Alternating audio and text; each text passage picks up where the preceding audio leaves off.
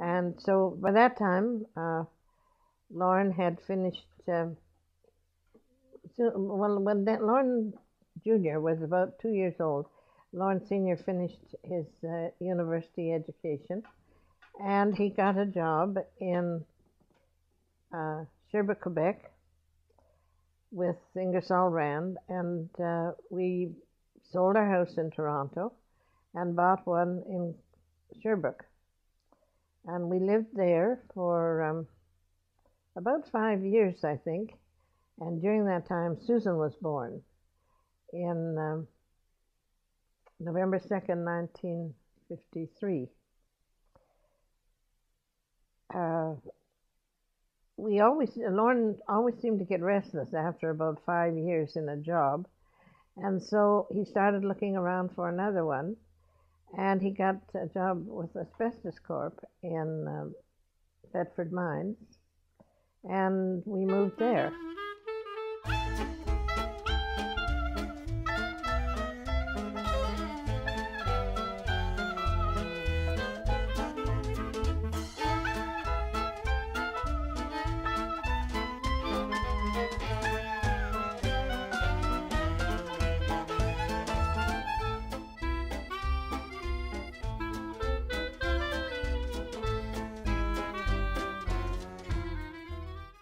While he was at university, even though I had small children, I still found that I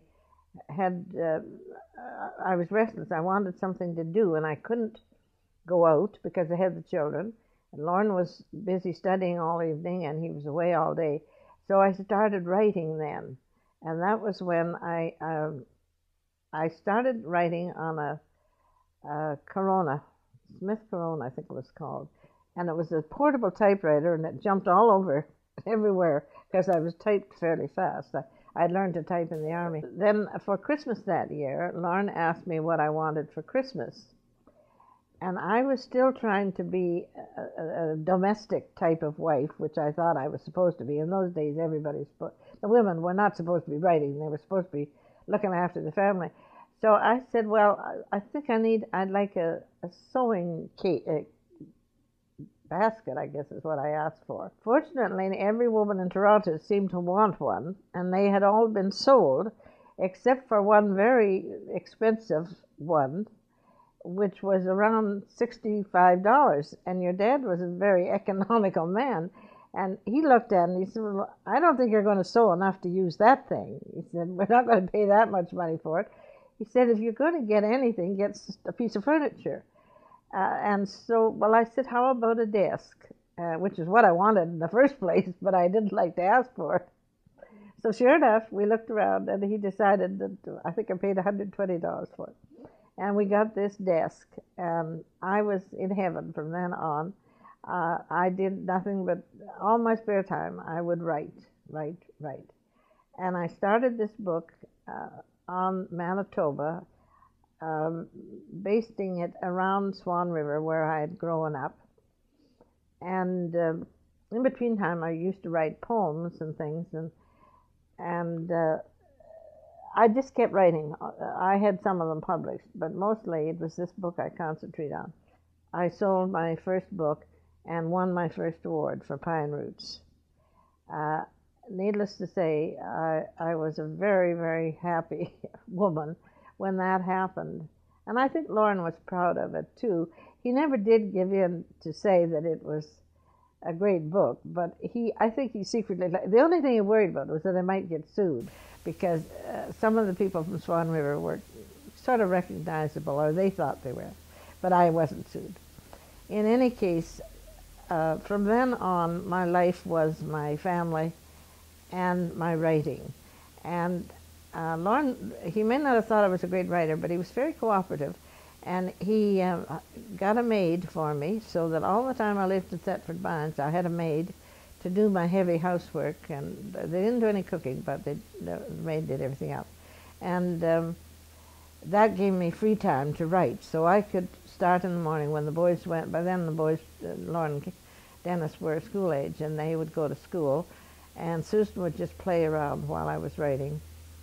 And I wrote my second book in Thetford Mines, and I won the Ryerson Fiction Award again, and it was for the book called The King Tree. And I was the only person who ever won the award twice. So I was quite proud of that. Others had won it in conjunction with someone else, but never a single effort. And I was, hooked on writing from then on. I also, at that time, I was the correspondent for Thetford Mines for the Sherbrooke newspaper. I was asked to start a local section, English section. It was a French newspaper in Thetford Mines, but most of the business people were English, so they asked me to write a separate section of the newspaper that would be about what the English people were doing and so on.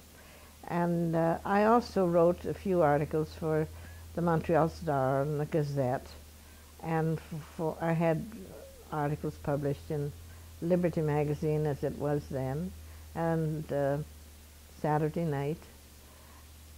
So I was able to carry on my writing and raise the family quite with lots of support, and it was a very happy time. I also did a TV program at that time. I was asked to do an English-speaking program on the Sherbrooke station, which was mainly French, and I enjoyed doing that. So my writing life was going well, and I felt quite fulfilled at that time. Unfortunately, although I was quite happy, my marriage wasn't going as well as it should have. And I think I was trying to save it when I moved to Lennoxville from Thetford Mines. Lauren built me a house there for the kids and I, and the kids went to school, and I kept on with my writing there. But gradually, we drifted apart. And it wasn't just then, I don't think, that we drifted apart. I think it started when Lauren came home from overseas. We were separated for 5 years. And since then, for example, this Gulf War that the Americans were fighting, there was stuff in the paper about how these servicemen had been away for 6 months and how lonely their wives were, and they were making such a fuss about them coming home in 6 months. And it used to irritate me so much, because I would think of us, of we wives, who were separated 4 and 5 years, nearly every one of us. And in my particular, Lauren and I, it was 5 years. Well, in 5 years, you can change a lot. And although I didn't have anyone else in my life, and I don't think Lauren did, we were different people when we got back together. And I think we did well to raise a family to the age that we did, despite the fact that we had had such a disruption in our life. So I'm not bitter about the divorce.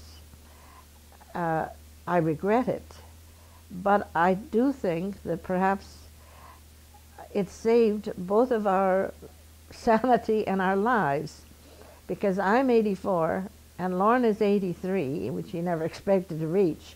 And I think if we had stayed together, we probably wouldn't have lived that long, either one of us. There'd been so much stress. And Lauren said the last time he was out here, he said, "You're the best friend I've got," which is true, because we have so many memories we share after going to school together, growing up in the same town. There's so many things. We can sit and talk for hours about all the things that have happened in the past, and that's what friends are really for, being able to talk to them. So we have a good relationship, but I don't regret being divorced, and I'm sure he doesn't. He got married again. It might have been hard on our children. I regret a little bit that I think some of them suffered. I don't think it bothered Dennis much, but I think Lauren was hurt by it. But uh, there could be worse things happen to them. So I'm not taking blame for that. I'm just saying that it would have been nice if we had stayed together, perhaps. But if we had stayed together, we wouldn't have been as happy. Our children wouldn't have been as happy, and neither of us would have accomplished as much as we did by being separated.